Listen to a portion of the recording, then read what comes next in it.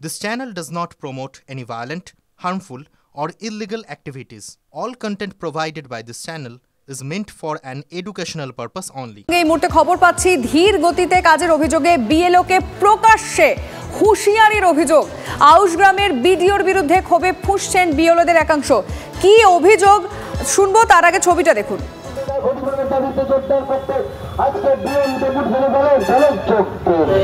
আমি আমাদের রিপোর্টার মনোতোষের সঙ্গে কথা বলতে চাইবো। মনোতোষ, বিডিওর বিরুদ্ধে ক্ষোভে ফুঁসছেন বিএলওদের একাংশ, মানে এর কারণটা কি? দেখো, আউশগ্রাম 1 নম্বর আউশগ্রাম বিধানসভার 231 নম্বর বুথের বিএলও তারকনাথ পাল, তার যেটা সরাসরি অভিযোগ যে বিডিও এবং আরো যারা দায়িত্বপ্রাপ্ত আধিকারিক রয়েছেন তারা প্রকাশ্যে সবার সামনে, যেখানে তিনি ফর্ম ফিল আপ করছেন, ফর্ম জমা নিচ্ছেন, সেই জায়গায় গিয়ে প্রকাশ্যে তাকে তার বিরুদ্ধে কথা বলছেন এবং বলা হচ্ছে যে সময় মতো যদি ফর্ম ফিল আপ না হয়, যদি ফর্ম জমা না হয়, তাহলে তার জন্য তাকেই দায়ী থাকতে হবে, এমনটাই কিন্তু প্রকাশ্যে বলছেন। এবং এই ঘটনায় যারা বিএলও যিনি রয়েছেন তিনি কিন্তু যথেষ্ট অপমানিত বোধ করছেন এবং যারা বিএলও রয়েছেন তারা কিন্তু একত্রে তারা আন্দোলনও নামছেন যে এই ধরনের ঘটনা যেখানে প্রকাশ্যে তাদের উপরে চাপ দেওয়া হচ্ছে, তাদের যদি সময় মতো ফর্ম ফিল আপ না করতে পারেন তাহলে কিন্তু তারা সমস্যার মধ্যে পড়বেন, বিএলওরা সমস্যার মধ্যে পড়বেন, এমনটাই কিন্তু চাপ দেওয়া হচ্ছে। এবং যারা বিএলওরা দাবি করছেন যে পর্যাপ্ত কর্মী নিয়োগ করতে হবে যাতে তাদের কাজের ক্ষেত্রে কোনো অসুবিধা না হয়, কিন্তু জেলা প্রশাসন বা কমিশন সেই কাজ না করে বিএলওদের উপর চাপ সৃষ্টি করছে এবং তাদের উপরে এই চাপ সৃষ্টি করা যাবে না, এইরকমই তারা দাবি জানাচ্ছেন, দাবি জানিয়ে তারা আন্দোলনে নেমেছেন এবং বিক্ষোভ জানাচ্ছেন। একদম বুঝতে পারলাম মনোতোষ, নজর রাখো। পঞ্চায়েত উপপ্রধান ইলেকশন ওসি আর বিডিও আউশগ্রাম 1, হ্যাঁ বলছে আপনার যদি ধীর গতির জন্য কোনো ভোটারের নাম বাদ যায় তাহলে একমাত্র আপনি দায়ী থাকবেন, আপনি একমাত্র দায়ী থাকবেন। সমস্ত গ্রামবাসীদের সামনে আমাকে এভাবে বলেছে, এই জন্য আমি নিরাপত্তার অভাব বোধ করছি, আমার মৃত্যুর আশঙ্কা করছি। আমাদের দাবি ডাটা এন্ট্রি অপারেটর দিতে হবে এবং এই সময় দরকার হলে আরও সময় লোক বাড়াও, নাহলে সময় বাড়াও, আর কোনো বিএলও যেন আর মৃত্যুর মুখে না হয় তার দায়িত্ব প্রশাসনকে নিতে হবে। এই জন্য আমরা এসেছি এবং কিছু জায়গায় আউশগ্রামের বিডিও এলাকায় গিয়ে খেপাচ্ছে যে বিএলওকে আপনারা ধরবেন, কিছু না হলে ফর্ম না পেলে, এই না পেলে। যদি কোনো বিএলও ভুল করে নিশ্চয়ই প্রশাসন তাকে বকা ঝকা শোকা সব কিছু করতে পারে, কিন্তু এলাকায় গিয়ে কিন্তু খেপাতে পারেন একজন বিডিও। জেলা প্রশাসন তো তার বিডিওদের দিয়ে এআরও দিয়ে আমাদের চাপ সৃষ্টি করছে, রাত 12টা 1টায় ফোন করছে, মানুষের স্বাভাবিক জীবন নষ্ট হয়ে যাচ্ছে। এবং স্কুল এরা করতে হবে, আর স্কুলেও চাপ আছে, স্কুলও করতে হবে, মিড ডে মিলও চালাতে হবে, আবার এখানেও কাজ করতে হবে। একটা মানুষ কি 24 ঘন্টা কাজ করতে পারে? এটা কি সম্ভব? কোচবিহারের মাথা ভাঙায় দুর্ঘটনায় মৃত্যু এক বিএলওর। শীতলকুচির গোসাইহাট বিএলওর দায়িত্বে ছিলেন ললিত অধিকারী। কাজ করে ফেরার সময় গতকাল সন্ধে বাইক দুর্ঘটনায় তার মৃত্যু হয়।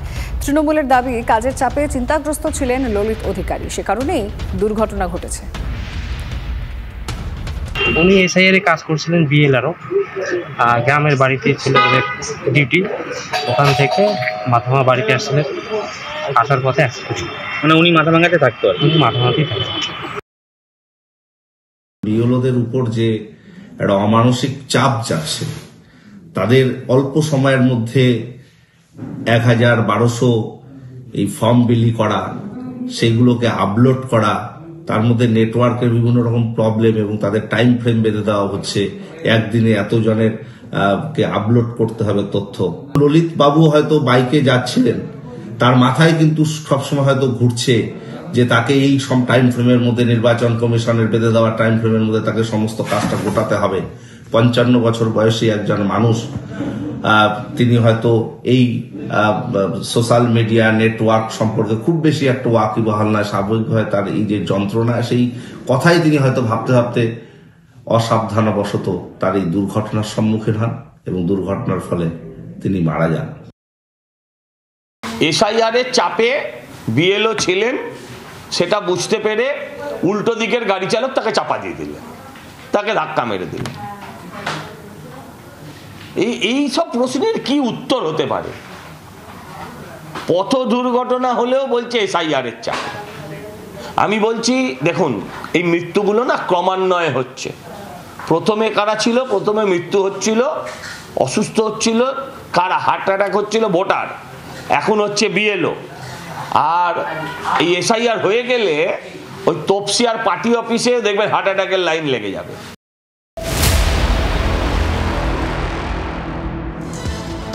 এসআইআর এর কাজের সময় অসুস্থ বিএলও। কোন্নগরের পর এবার বিএলও অসুস্থ বেহালায়।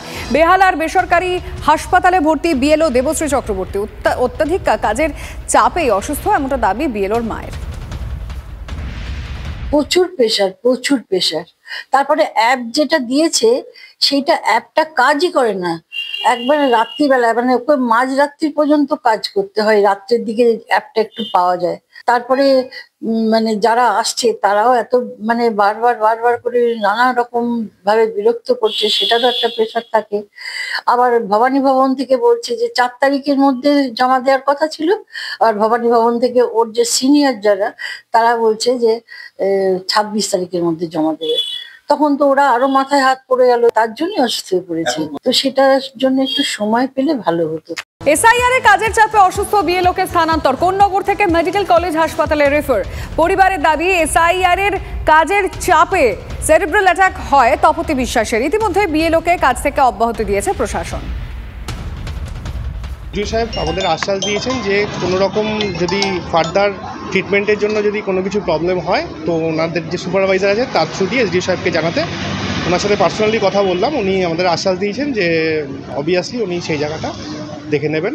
যদি ফার্দার কোনো নিউরো বা অন্য সেগমেন্টে দেখানোর ব্যাপার থাকে বাকিটা ওনারা দেখে নেবেন, এই আশ্বাসটা দিয়েছেন। আর ওনাকে কাজ থেকে বিরতি দিয়েছেন আপাতত, মানে বিএলওর কাছ থেকে। যতদিন না শরীর ঠিক হচ্ছে এখন রেস্ট নেওয়ার জন্য।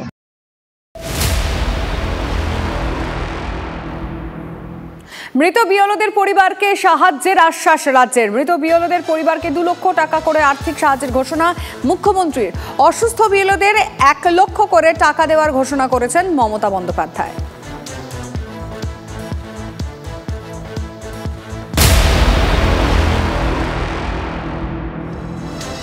মহেশতলায় আক্রান্ত বিএলও। মহেশতলা পুরসভার 31 নম্বর ওয়ার্ডে বিলি করা এনুমারেশন ফর্ম নিতে গিয়ে মার খেলেন বিএলও সন্তু চক্রবর্তী। অভিযুক্ত সায়ন্তন সিনহাকে গ্রেফতার করেছে পুলিশ। ধৃতের 5 দিনের পুলিশি হেফাজতের নির্দেশ দিয়েছে আলিপুর আদালত। পরিচয় নিয়ে প্রশ্ন তুলে অভিযুক্ত যুবক বিএলওকে জোর করে ছবি তুলতে যায়।